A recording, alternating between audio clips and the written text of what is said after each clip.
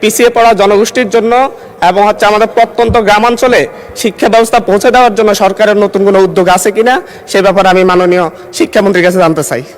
সারা বাংলাদেশে শিক্ষাকে দলীয়করণ না করে শিক্ষা সকলেরই ব্যবহারযোগ্য সামগ্রী, এই শিক্ষাকে উন্নত করার জন্য তিনি নির্দেশ দিয়েছেন।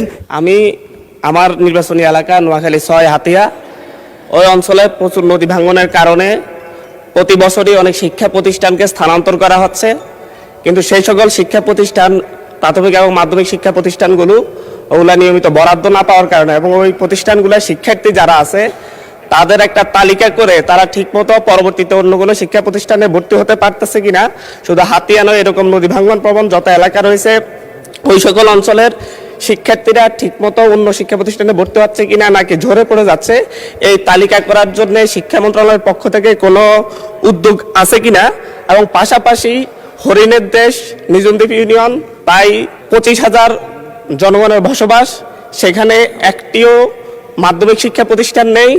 পাশাপাশি সেখানে যে প্রাথমিক শিক্ষা প্রতিষ্ঠানগুলো রয়েছে সেই প্রতিষ্ঠানগুলোতে শিক্ষকের প্রবল সংকট। এই ব্যাপারে পিছিয়ে পড়া জনগোষ্ঠীর জন্য এবং আমাদের প্রত্যন্ত গ্রামাঞ্চলে শিক্ষা ব্যবস্থা পৌঁছে দেওয়ার জন্য সরকারের নতুন কোনো উদ্যোগ আছে কিনা সে ব্যাপারে আমি মাননীয় শিক্ষামন্ত্রীর কাছে জানতে চাই। মাননীয় সংসদ সদস্যকে অসংখ্য ধন্যবাদ।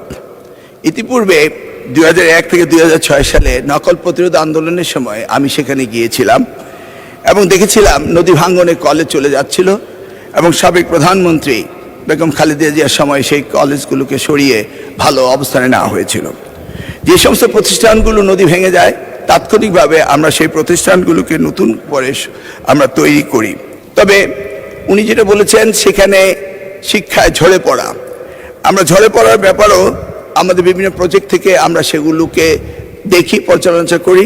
উনি যদি লিখিত কোনো নোটিশ দেন তাহলে আমি ওই এলাকার ঝরে পড়ার সংখ্যা, মাধ্যমিক স্কুলের সংখ্যা এবং প্রয়োজন সাপেক্ষে নতুন বিদ্যালয় স্থাপনেরও এই মহান সংসদ থেকে আমরা শিক্ষা মন্ত্রণালয় উদ্যোগ নেব, সেই ব্যাপারে আমরা বলতে পারি।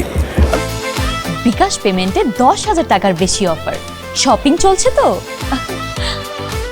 আমি এটাও বলতে পারি যে বিভিন্ন প্রশ্নে এসছে বিরোধী দলের বিষয়ে, আমি এটাও বলতে পারি মাননীয় প্রধানমন্ত্রী আমাদেরকে নির্দেশ দিয়েছেন সারা বাংলাদেশে শিক্ষাকে দলীয়করণ না করে শিক্ষা সকলেরই ব্যবহারযোগ্য সামগ্রী, এই শিক্ষাকে উন্নত করার জন্য তিনি নির্দেশ দিয়েছেন।